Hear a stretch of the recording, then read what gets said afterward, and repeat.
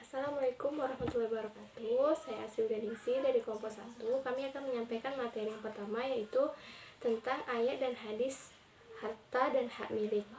Baiklah, anggota kami terdiri dari Almayana, Melia Feriska, Anggi Samsuri, dan saya sendiri Asriudaningsi. Materi yang pertama akan saya sampaikan tentang pengertian hak milik dan konsep hak milik. Selanjutnya akan dijelaskan oleh Amelia Feriska, dan selanjutnya akan dijelaskan oleh Anggi Samsuri, dan yang terakhir oleh Almayana. Baiklah, saya akan menjelaskan tentang pengertian hak milik. Pengertian hak milik yaitu hak milik adalah hak yang paling sempurna atas suatu benda.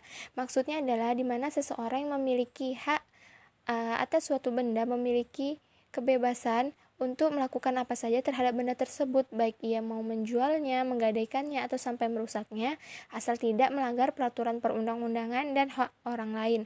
Nah, pengertian tersebut sejalan dengan pengertian secara yuridis yang mendefinisikan bahwa hak milik sebagai hak untuk menikmati suatu benda sepenuhnya.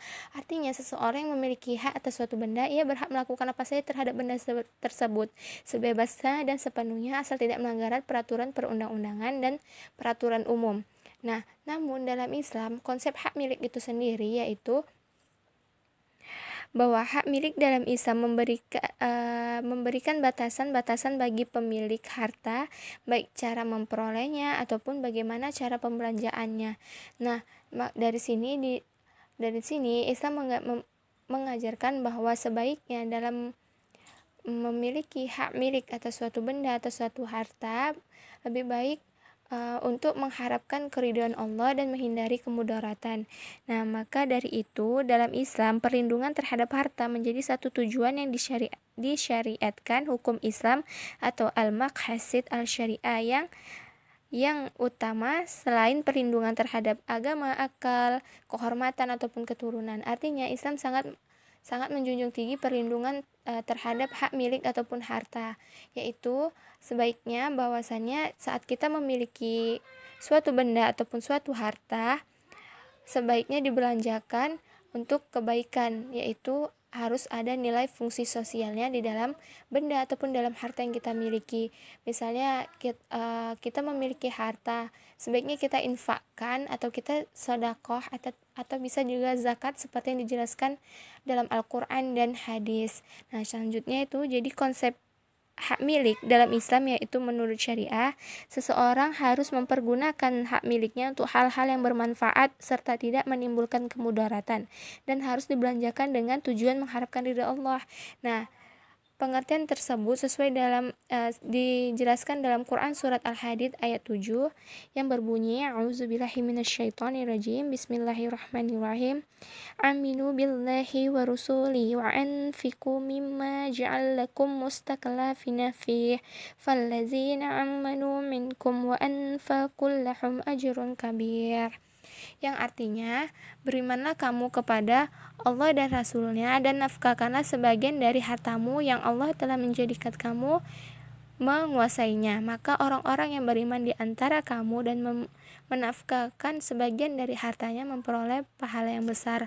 Nah, berdasarkan ayat tersebut, Allah telah menjamin pahala yang besar kepada seorang hamba yang membelanjakan hartanya untuk mengharapkan keridhaan Allah Subhanahu wa taala.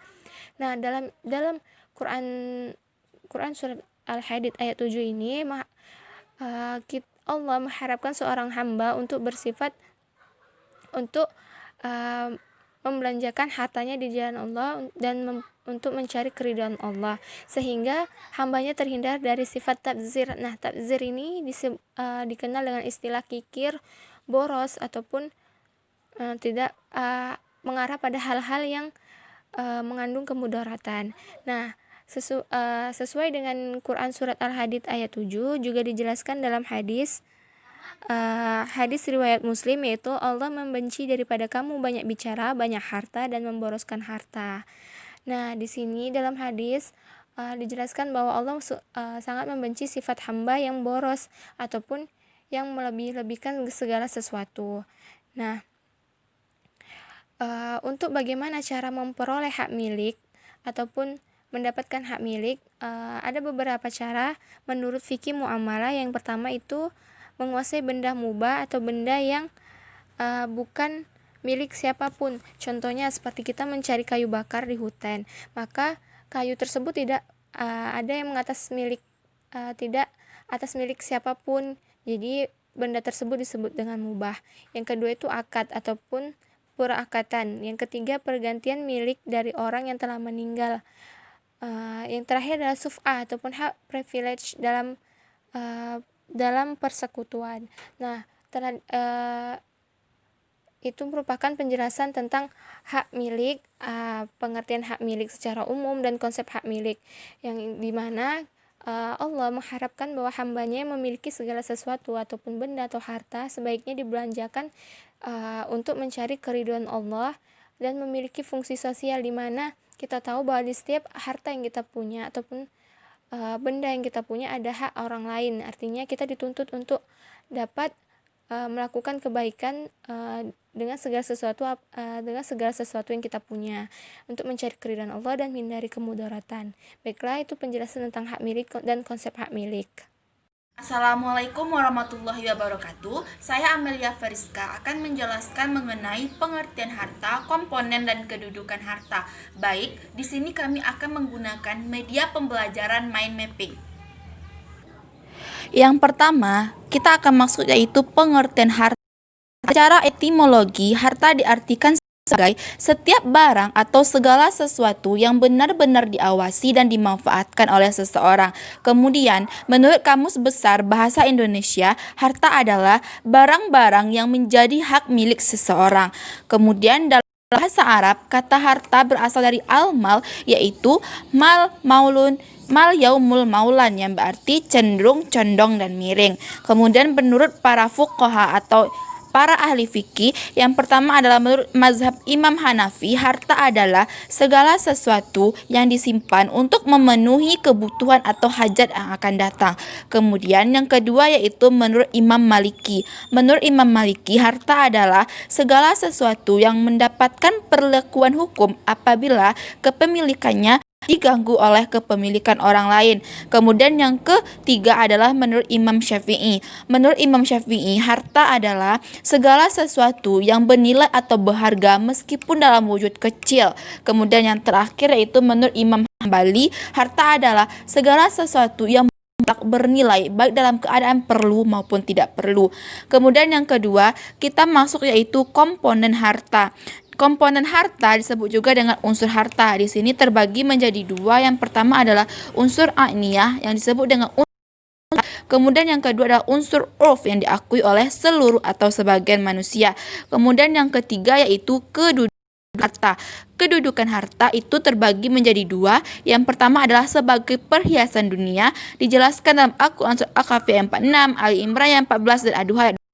Kemudian yang kedua adalah sebagai cobaan. Ini dijelaskan dalam At-Taghabun ayat 6 dan hadis riwayat Bukhari. At-Taghabun ayat 6 yang berbunyi, A'udzubillahi minasyaitonirrajim, Bismillahirrahmanirrahim.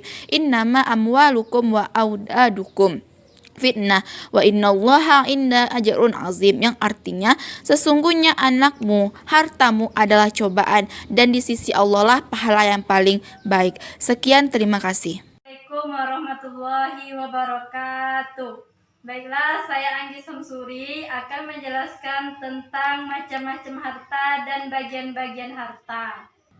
Yang pertama itu ada mal mutakawim dan ghairu mutakawim. Mal mutakawim adalah sesuatu yang boleh diambil manfaatnya menurut syariah. Dan ghairu mutakawim adalah yang belum sepenuhnya berada dalam genggaman manusia, seperti mutiara dalam laut. Yang kedua itu mal misli dan mal kimi. Mal misli itu adalah benda-benda yang ada persamaan dalam kesatu-satuannya, dan mal kimi adalah benda-benda yang kurang dalam satu kesatuannya, seperti sapi, kerbau. Yang ketiga ada harta istihlaki dan harta isti'mali. Harta istihlaki itu yang dapat diambil kegunaannya, manfaatnya. Dan harta isti'mali itu adalah sesuatu yang dapat digunakan berulang kali. Yang keempat ada harta mangkul dan ghairul mangkul. Harta mangkul adalah segala harta yang dapat dipindahkan atau ditransfer. Dan ghairu manqul adalah yang tidak bisa dipindahkan dari satu tempat ke tempat lainnya. Yang kelima ada harta ain dan harta dain. Yang keenam ada harta al-aini dan harta al-naki. Yang ketujuh ada harta mamlu, mubah, dan mahjur. Yang kedelapan itu ada harta yang dapat dibagi dan tidak dapat dibagi. Yang kesembilan ada harta pokok dan harta hasil. Dan yang terakhir itu ada harta khas dan harta am. Mungkin hanya ini yang dapat saya sampaikan. Lebih dan kurang saya mohon maaf. Assalamualaikum warahmatullahi wabarakatuh. Baiklah, di sini saya akan melanjutkan materi yang selanjutnya, yaitu tafsir dan hadis dari harta dan hak milik. Nah, di sini ada surah Al-Imran ayat 133 sampai 134 yang menjelaskan tentang anjuran menginfakkan ataupun menafkahkan harta kita ke jalan yang benar ataupun kepada orang membutuhkan. Yang berbunyi itu A'udzu billahi minasyaitonir rajim. Bismillahirrahmanirrahim. Wasari'u ila maghfiratin mir rabbikum wa jannatin 'arduhas samawati wal ardi u'iddat lil muttaqin.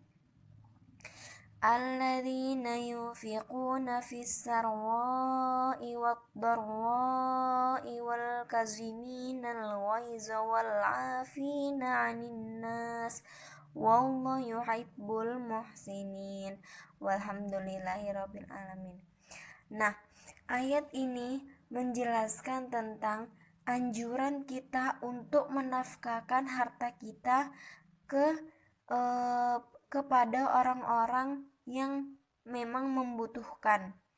Nah, dan ayat ini menjelaskan bahwasanya walaupun kita dalam keadaan senang ataupun dalam keadaan sulit, kita juga, dan ayat ini menjelaskan bahwasanya walaupun kita dalam keadaan senang ataupun dalam keadaan sulit, kita juga harus menafkahkan harta kita kepada orang yang lebih membutuhkan.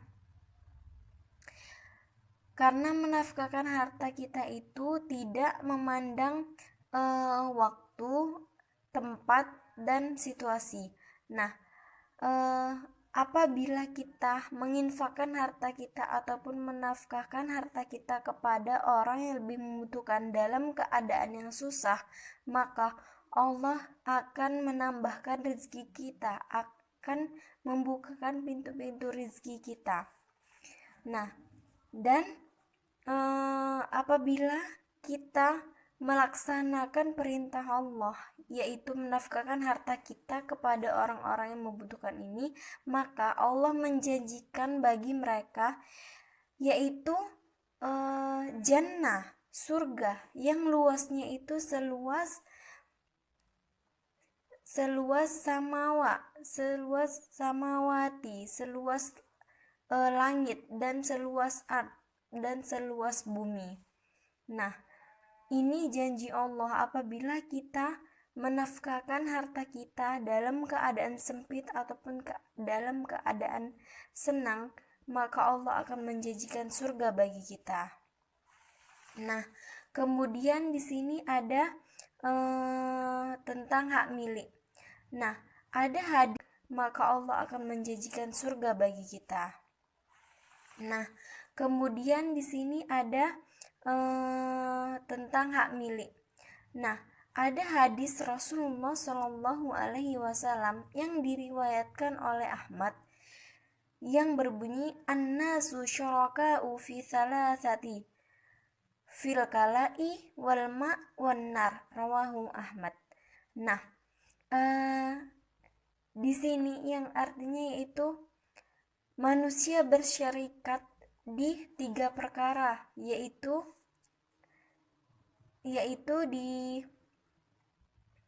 pada rumput liar, rumput liar, air, dan api. Nah, ini termasuk prinsip-prinsip hak milik, yaitu apabila barang yang bersifatnya umum seperti rumput liar, air, dan api, nah ini termasuk hak milik umum. Tetapi apabila barang-barang yang sifatnya itu pribadi, maka prinsip hak miliknya itu adalah hak milik pribadi. Mungkin sekian dari tafsiran dan hadis tentang harta dan hak milik. Saya akhiri, kurang dan lebihnya saya mohon maaf. Saya akhiri, wabillahi taufiq wal hidayah. Wassalamualaikum warahmatullahi wabarakatuh.